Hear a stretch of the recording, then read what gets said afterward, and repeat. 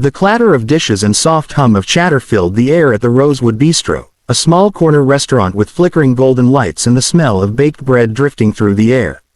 Mia balanced a tray of steaming plates, her back aching from a 12-hour shift, yet her expression stayed calm and warm. She had learned that kindness often earned better tips than complaints, and every dollar mattered. Rent was due in 2 days. Her mother's medication refill had been delayed because the pharmacy wouldn't release it without payment. Mia had promised herself she'd find a way tonight. She always found a way. Her manager's voice snapped through the noise. "Mia, table 7. VIP guest. Don't mess it up." She nodded, quickly wiping her hands on her apron. "Got it." As she turned, her gaze landed on the corner booth by the window, dimly lit, private, elegant. A man in a dark tailored suit sat there with a small girl beside him. Even from a distance, something about him demanded attention. His presence filled the space like a quiet storm. He had striking features, a strong jawline, eyes sharp and distant, the kind of man used to being obeyed. But it was the little girl who caught Mia's attention first. She was no older than 7, with a head of soft golden curls, legs swinging beneath the table, and eyes that glowed with curiosity. The girl spotted Mia and waved excitedly.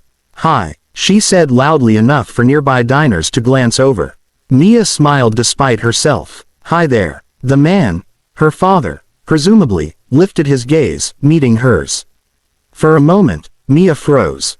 His eyes were gray like storm clouds, unreadable and distant. But when she smiled politely, he gave a curt nod. She approached the table, notebook in hand. "Good evening. Welcome to Rosewood Bistro. My name's Mia. I'll be your server tonight." The girl grinned. "I'm Lily. This is my daddy. He's grumpy sometimes, but he's nice inside." The man sighed quietly, his lips twitching as if suppressing a smile. "Lily." Mia couldn't help but laugh. "It's okay. Everyone has grumpy days." As she poured their drinks, she noticed the faint tiredness beneath his perfect composure, the kind that came from years of carrying too much. He wasn't just any businessman. Everything about him screamed wealth and power. Back at the counter, her coworker Lena nudged her. "You know who that is?" Mia blinked. "No. Why?" "That's Adrian Cole, CEO of Cole Enterprises. Billionaire, widower, and apparently impossible to please." Mia glanced back toward him, startled. Adrian Cole. She'd read about him in magazines while waiting at the laundromat. Business genius, ruthless negotiator, one of the youngest CEOs in the country. And now he was sitting here, in her section, with his daughter and a glass of mineral water. Lena continued in a whisper, "He's here for a blind date. Someone from one of those matchmaking agencies set him up with a fancy lawyer." "Don't screw it up, Mia." A blind date. That explained the slightly impatient glance he gave the empty seat across from him. Mia tried not to think about it as she returned to the table.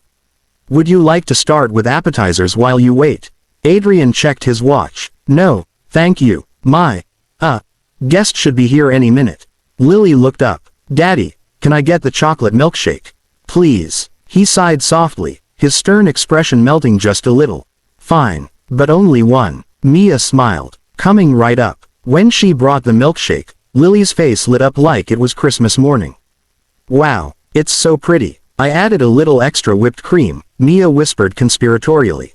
"Don't tell your dad." Lily giggled, covering her mouth. "Okay." Adrian glanced up, a faint smirk tugging at his lips. "You're spoiling her already." Mia shrugged. Childhood's too short not to have extra whipped cream. Something in her tone, simple, warm, made his eyes soften briefly before he looked away. Minutes stretched into nearly an hour. The lawyer never came. Adrian's expression hardened as he scrolled through his phone. Mia noticed but said nothing, refilling his glass quietly. Lily, meanwhile, had started drawing with crayons on the back of her placemat. "Look, Mia," she said brightly when the waitress passed by again. "I drew us. You, me, and Daddy." Mia knelt beside her, smiling at the stick figures. "That's lovely, sweetheart. You're a great artist." Adrian looked up from his phone, brow furrowing slightly. He had noticed something different about his daughter. She was laughing. Really laughing. It had been months since he'd seen that. When Mia stood to leave, Lily tugged her sleeve. "Can you sit with us for a bit? Please." Mia blinked. "Oh, I shouldn't. I'm still working. Adrian exhaled. It's fine. We've been stood up. Might as well make the evening less miserable. Lily clapped her hands. Yay. So Mia sat down, feeling a little awkward at first. But the conversation flowed easier than she expected. Lily asked questions. So many questions, that even Adrian eventually chuckled. Do you have a dad? Lily asked innocently. Mia hesitated, then smiled sadly. I used to. He passed away when I was younger. Oh, Lily said softly, her eyes lowering. Mine too. Mommy went to heaven. The table went silent. Mia reached over, squeezing the girl's tiny hand. Then maybe they're both watching us right now, having tea together up there. Lily smiled faintly. I like that. Adrian looked at Mia quietly, something flickering in his expression. He wasn't sure when his guard had lowered, but it did. They talked until the restaurant lights dimmed. Lily showed Mia her drawings, and Mia shared stories about her little apartment garden, how she grew mint on her windowsill and used it for tea. When it was finally time to leave, Lily hugged her tightly. Thank you, Mia, you're my favorite person tonight. Mia laughed softly. That means a lot, honey. Adrian stood and extended his hand. Thank you for being kind. Most people treat us differently. Anytime, Mia said with a smile. She's wonderful. You're doing a great job. He seemed taken aback by that. I don't hear that often. Well, you should. He left his card on the table before leaving. If you ever want a better job, or just something different, call me. When he and Lily walked out into the night, Mia stared at the card. CEO of Cole Enterprises. Her lips curved into a half smile. As if a man like that would remember her tomorrow. She tucked the card into her apron pocket and went back to work. But the next evening, when she came in for her shift, Lena's jaw nearly dropped. You won't believe who's back. Mia froze. No, yes. She turned, and there they were. Adrian and Lily, sitting at the same booth. Lily spotted her and waved excitedly. Mia, we came back. Daddy said we could. Adrian gave an awkward shrug.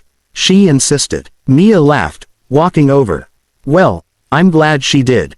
That became the start of something unexpected. Every Friday evening, the Cole pair returned. Sometimes they stayed for dinner, sometimes just dessert, but always in Mia's section. Adrian began to ask about her life. Small questions at first, then deeper ones.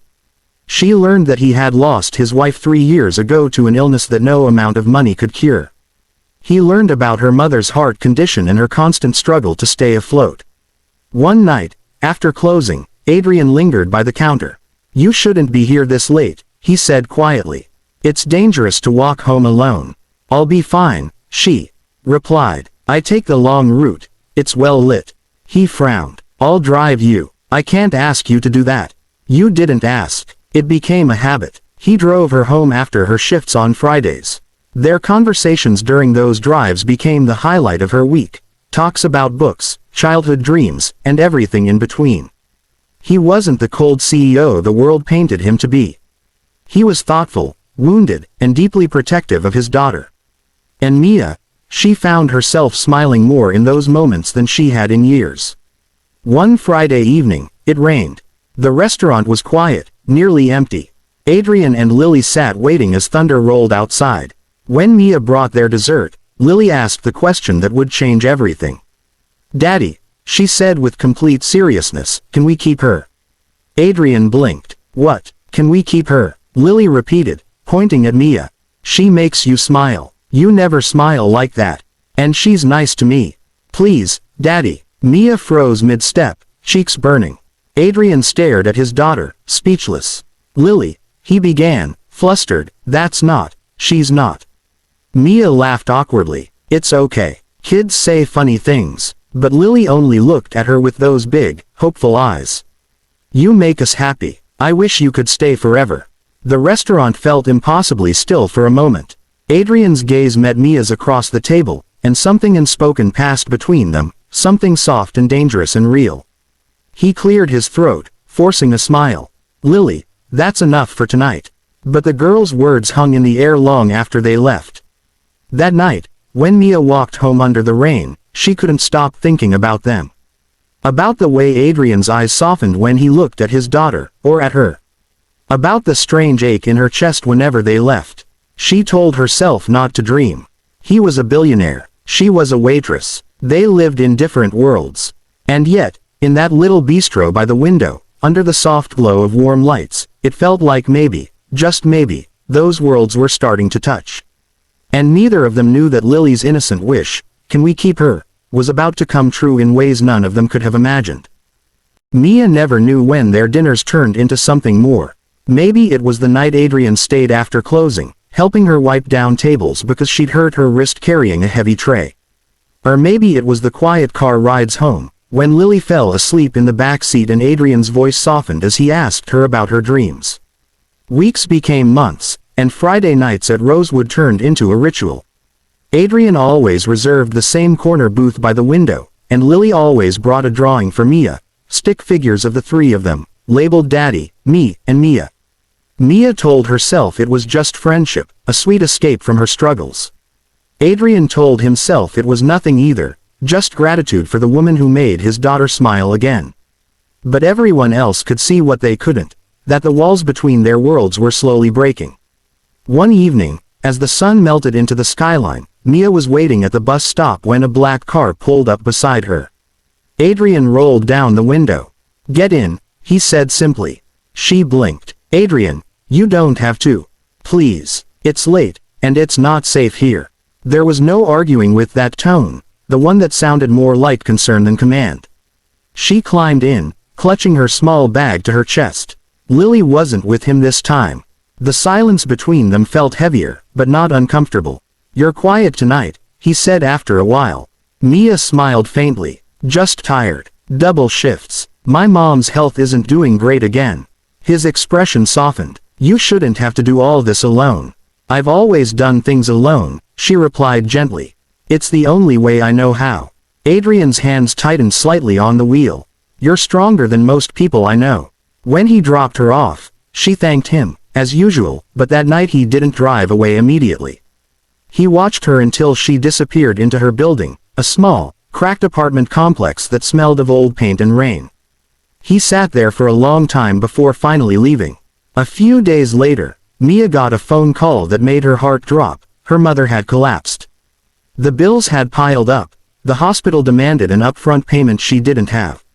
Desperate, she took on extra shifts, skipping meals, sleeping barely 4 hours a night. And then, out of nowhere, the hospital called again.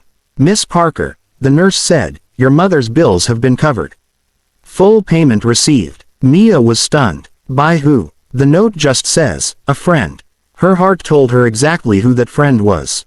The next Friday, Adrian and Lily arrived at Rosewood as usual. But when Mia approached, her eyes were glassy. "You paid my mother's bills," she said softly. He looked up from his plate. "You found out." "Why?" she whispered. "You had no right." "I had every right," he interrupted gently. "Because you've done more for me than anyone in years." She shook her head. "I don't want your charity." It wasn't charity. His voice was calm but firm. It was gratitude. "For what?" "Serving your dinner. For giving my daughter her laughter back," he said quietly. "For reminding me what it feels like to care again." Mia's breath caught. The restaurant around them faded into background noise. "You didn't have to do that," she whispered, tears brimming. "I know," he said. "But I wanted to." For a moment, neither spoke. Then Lily, sensing the tension, tugged on Mia's hand. "Don't be sad," she said innocently. "Daddy helps people when he likes them." Mia laughed softly through her tears, brushing Lily's curls. "Then I suppose I should say thank you." From that night on, things began to change. Adrian started showing up not just on Fridays but sometimes midweek. Sometimes he brought Lily, sometimes just himself. He'd sit at the counter with a cup of coffee, watching her move between tables with quiet admiration. Once, after a particularly busy night, she found a bouquet of wildflowers waiting at the counter. No card, but she didn't need one. They began spending time outside the restaurant, small things, like Sunday walks in the park with Lily or helping Mia fix her leaky faucet. To outsiders, it looked strange, the billionaire and the waitress. But to them, it felt natural. One evening, while walking home after a long day, Mia stopped at a street vendor selling handmade bracelets. Lily immediately ran to them.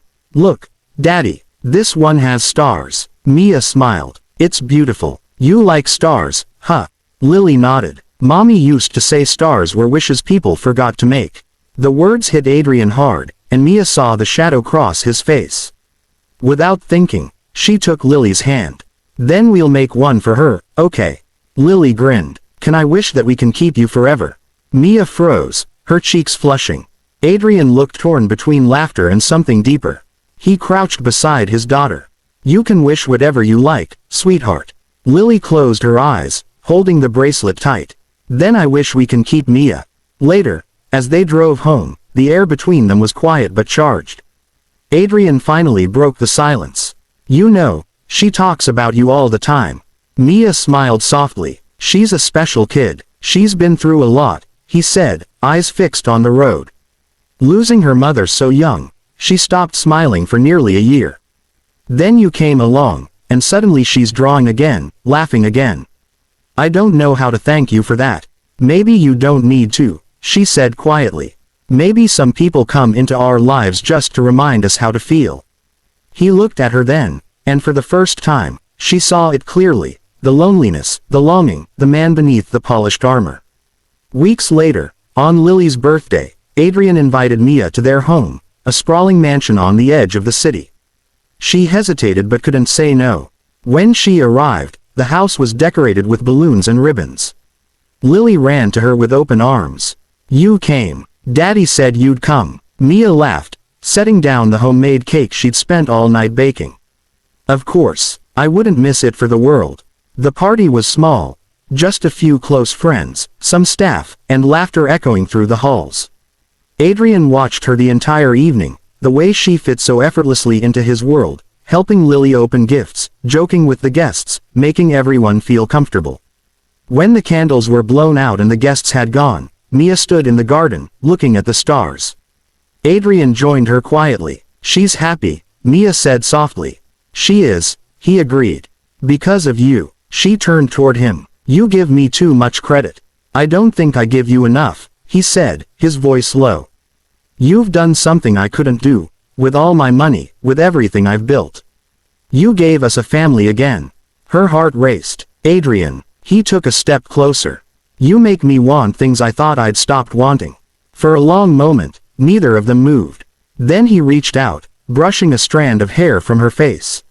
"I don't want to scare you off, Mia. But I can't keep pretending I don't feel this." Tears welled in her eyes. "You're from a different world," she whispered. "You deserve someone who fits." He shook his head. "The only thing I want to fit anymore is my life, with you in it." Before she could respond, a sleepy voice interrupted them. "Daddy." Lily stood at the door, clutching her stuffed rabbit. "Did you ask her yet?" Mia blinked. "Ask me what?" Adrian sighed, half smiling. "Nothing, sweetheart. Go back inside." But Lily wasn't done. "You said you were gonna ask her to stay forever." Mia's breath caught, and Adrian froze. "Lily," he said softly, "that was supposed to be a surprise." He turned back to Mia, eyes filled with something that made her chest ache. "I guess there's no point waiting, then." He pulled a small velvet box from his pocket. Her heart stopped. "Mia Parker," he said, his voice trembling just slightly, "you walked into our lives by accident. But since that day, you've been our light. You showed me that love isn't about status or wealth. It's about warmth, laughter, and the courage to care again." So, he opened the box, revealing a simple, elegant ring. "Will you marry me?" Mia covered her mouth, tears spilling freely. "Adrian." "I." Before she could finish, Lily tugged her sleeve, eyes wide and hopeful. "Say yes, Mia, please. Can we keep you forever?" Mia let out a choked laugh through her tears, kneeling to hug Lily tightly. "Yes, sweetheart, you can keep me forever." Adrian's relief came in the form of a soft, breathless laugh. He slipped the ring onto her finger, his hand trembling slightly. As the three of them embraced under the soft glow of the garden lights, the wind carried the faint sound of laughter, warm, full, real. The waitress who had once worried about rent now belonged to a family she'd never dared dream of. The billionaire who had everything but love finally found what he'd been missing all along. And the little girl who once wished upon stars got exactly what she asked for. They didn't just keep her. They built a life together. One made not of luxury, but of love, of small dinners in their favorite booth, of bedtime stories and shared dreams. And every time Lily looked up at the night sky, she whispered, "Thank you, Mommy. You sent her to us." Because sometimes, the best things in life don't come wrapped in riches or power. Sometimes, they arrive wearing an apron, carrying a tray, and a heart big enough to change everything.